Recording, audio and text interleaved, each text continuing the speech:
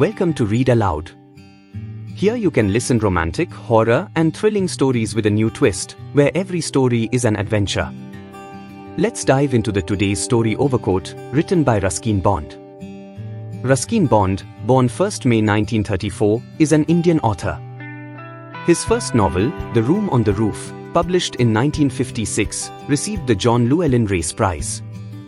He has authored more than 500 short stories, essays, and novels which includes 69 books for children. He was awarded the Sahitya Akademi Award in 1992 for Our Trees Still Grow in Dehra. He was awarded the Padma Shri in 1999 and Padma Bhushan in 2014. It was clear frosty weather, and as the moon came up over the Himalayan peaks, I could see that patches of snow still lay on the roads of the hill station.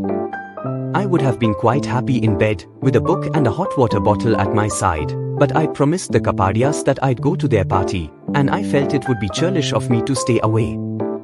I put on 2 sweaters, an old football scarf, and an overcoat, and set off down the moonlit road. It was a walk of just over a mile to the Kapadia's house, and I had covered about half the distance when I saw a girl standing in the middle of the road. She must have been 16 or 17. She looked rather old-fashioned, long hair, hanging to her waist, and a flumoxy sequin dress, pink and lavender, that reminded me of the photos in my grandmother's family album. When I went closer, I noticed that she had lovely eyes and a winning smile. "Good evening," I said. "It's a cold night to be out." "Are you going to the party?" she asked. "That's right. And I can see from your lovely dress that you are going too. Come along, we are nearly there." She fell into step beside me and we soon saw lights from the Kapadia's house shining brightly through the deodars. The girl told me her name was Julie. I hadn't seen her before, but I'd only been in the hill station a few months. There was quite a crowd at the party, and no one seemed to know Julie. Everyone thought she was a friend of mine. I did not deny it. Obviously, she was someone who was feeling lonely and wanted to be friendly with people. And she was certainly enjoying herself. I did not see her do much eating or drinking, but she flitted about from one group to another, talking, listening, laughing, and when the music began, she was dancing almost continuously, alone or with partners, it didn't matter which, she was completely wrapped up in the music. It was almost midnight when I got up to go. I had drunk a fair amount of punch, and I was ready for bed. As I was saying goodnight to my hosts and wishing everyone a Merry Christmas, Julie slipped her arm into mine and said she'd be going home too. When we were outside, I said, "Where do you live, Julie?" "At Wolfsburn, right at the top of the hill." "There's a cold wind, and although your dress is beautiful, it doesn't look very warm. Here, you'd better wear my overcoat. I've plenty of protection." She did not protest, and allowed me to slip my overcoat over her shoulders. Then we started out on the walk home. But I did not have to escort her all the way. At about the spot where we had met, she said, "There's a shortcut from here. I just scramble up the hillside." "Do you know it well?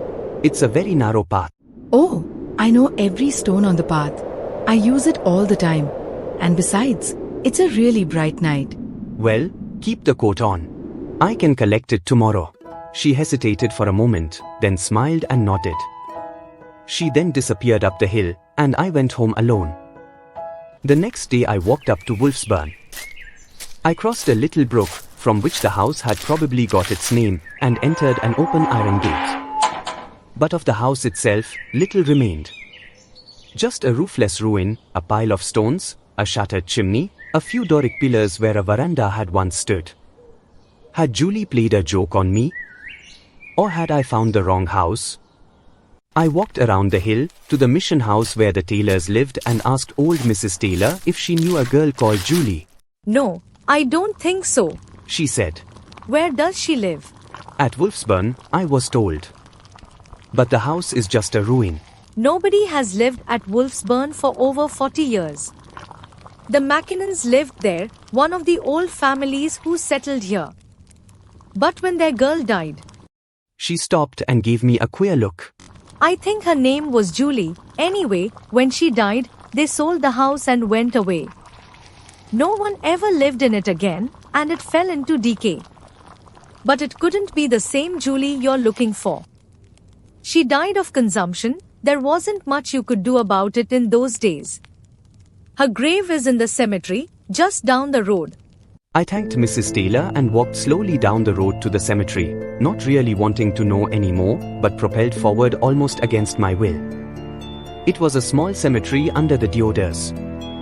You could see the eternal snows of the Himalayas standing out against the pristine blue of the sky. Here lay the bones of forgotten empire builders, soldiers, merchants, adventurers, their wives and children. It did not take me long to find Julie's grave. It had a simple headstone with her name clearly outlined on it. Julie Mackinnon. 1923 to 39. With us one moment, taken the next. Gone to her maker, gone to her rest. Although many monsoons had swept across the cemetery wearing down the stones, they had not touched this little tombstone. I was turning to leave when I caught a glimpse of something familiar behind the headstone. I walked round to where it lay. Neatly folded on the grass was my overcoat. No thank you note. But something soft and invisible brushed against my cheek, and I knew someone was trying to thank me. Thanks for joining me on today's journey. Stay safe, keep exploring, and remember the world is full of stories waiting to be told. See you soon.